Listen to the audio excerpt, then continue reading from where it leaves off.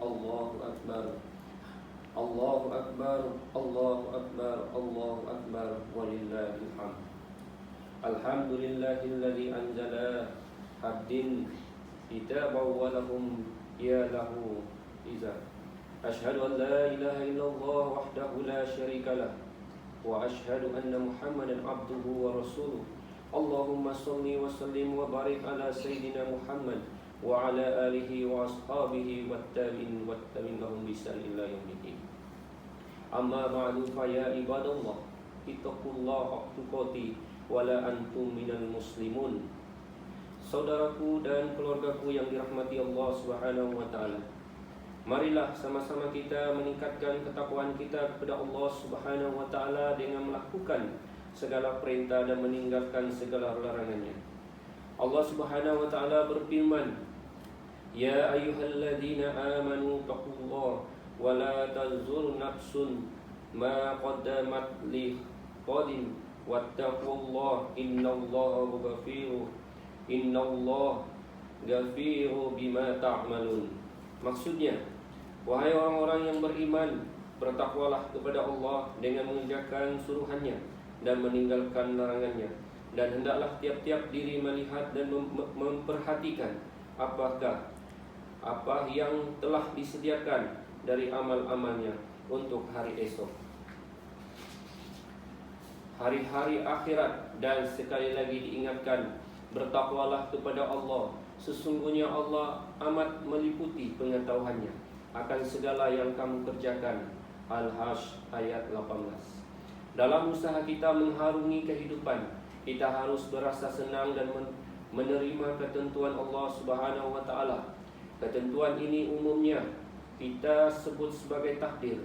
Takdir itu pula pada asasnya membabitkan dua perkara, sama ada ianya berupa nikmat yang pastinya akan diterima manusia dengan perasaan senang dan penuh kegembiraan, manakala yang kedua pula berupa bencana yang datang dalam pelbagai bentuk.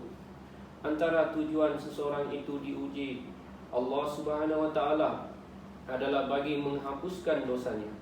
Rasulullah sallallahu alaihi wasallam bersabda, "Tidaklah seseorang muslim ditimpa sesuatu penyakit dan seumpamanya, melainkan Allah dan menggugurkan bersamanya dosa-dosanya seperti pohon menggugurkan daun-daunnya." Bukhari dan Muslim. Justru ujian yang kita sedang hadapi ini mungkin teguran kecil daripada Allah Subhanahu wa taala agar kita kembali mengharapkan keredaannya. Jika sebelum ini kita terlalu banyak melakukan pelbagai kesilapan seperti tidak solat, asyik dengan urusan dunia, banyak melakukan maksiat, tidak menutup aurat, mengaibkan keluarga dan sebagainya, lihatlah sekarang kita sedang berhadapan dengan pandemik COVID-19. Kehadiran wabak yang melanda kita saat ini telah menyedarkan diri daripada kealpaan terhadap tanggungjawab yang sebenar. Kini kita semakin banyak masa untuk bersama-sama di dalam rumah, khususnya melakukan pelbagai perkara seperti ibadah, solat berjemaah, belajar, menjaga kebersihan dan lain-lain lagi. Perlu juga kita pupuk sifat sabar dalam menghadapinya. Malahan para kekasih Allah banyak menghadapi ujian berat dengan kesabaran yang kuat. Akhirnya mereka mendapat kemuliaan di sisi Allah Subhanahu wa taala. Nabi Muhammad SAW sendiri pernah melakukan kuarantin diri di Gua Hira selama 40 hari. Nabi Yusuf AS telah memilih penjara sebagai pusat kuarantinnya, sehingga akhirnya baginda diangkat menjadi nabi dan pembesar yang disegani. Begitu juga halnya dengan peristiwa Nabi Yunus AS yang ditakdirkan oleh Allah Subhanahu wa taala mendiami di perut ikan. Akhirnya baginda terselamat, keluar dan mendapat umatnya yang sudah bertaubat daripada melakukan kerosakan dan dosa. Semua peristiwa-peristiwa yang berlaku ke atas para nabi ini memberikan peringatan kepada kita bahawa setiap daripada kita tidak akan sunyi daripada ujian dan menimpa. Begitu juga dalam kita meraihkan Hari Raya Aidilfitri saat ini. Perlu diingat, Hari Raya bukanlah untuk memperagakan baju baru, bukan juga hari untuk kita bersusah-susah untuk balik kampung. Malahan hari raya bukanlah dihaskan sebagai musim untuk menghulurkan tangan bersalaman memohon kemaafan. Apa yang perlu kita pahami? Hari raya Aidilfitri sebenarnya merupakan hari merdeka seseorang daripada hambatan hawa nafsunya.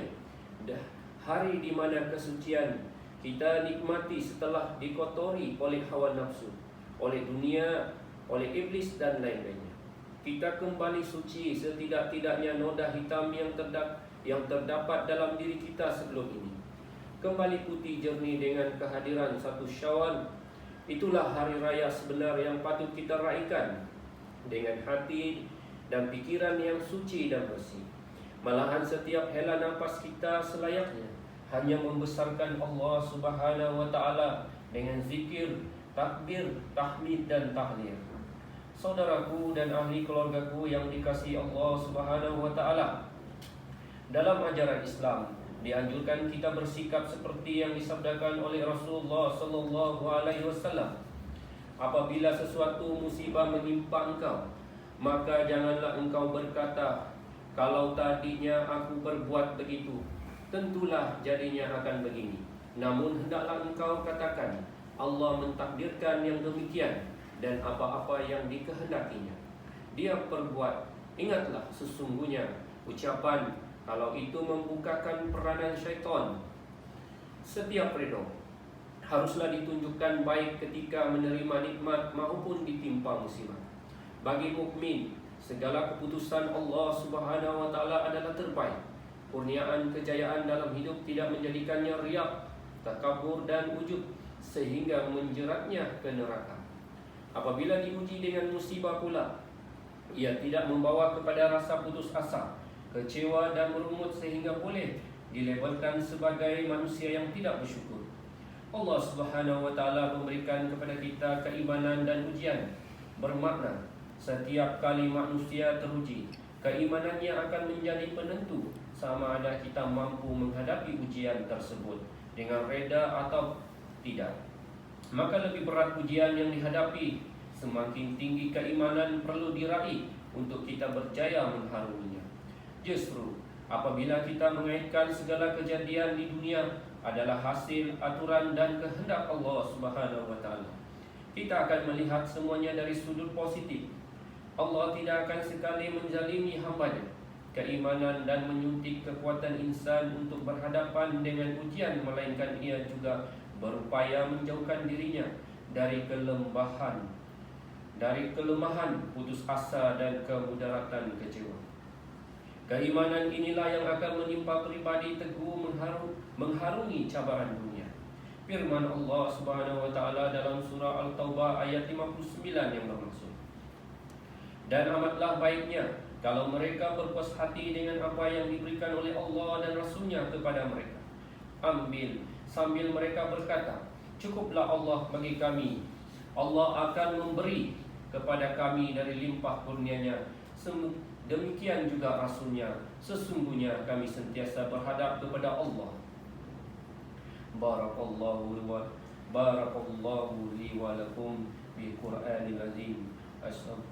Wa astaghfirullahal-azim li wa lakum wa lisa'iril muslimin wal muslimat wal mu'minin wal mu'minat fastaghfiru innahu huwal ghafurur rahim.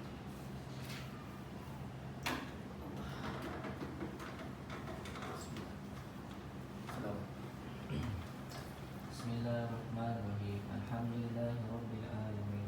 Wassalatu wassalamu ala asyrafil anbiya'i wal mursalin wa ala alihi wa sahbihi ajma'in. Allahumma inna nas'aluka wal jannah wa na'udzubika min sakhatika wan nar. Walhamdulillahirabbil alamin. Allahu akbar, Allahu akbar, Allahu akbar. Allahu akbar, Allahu akbar, Allahu akbar. Allahu akbar, Allahu akbar, Allahu akbar. Walillahil hamd.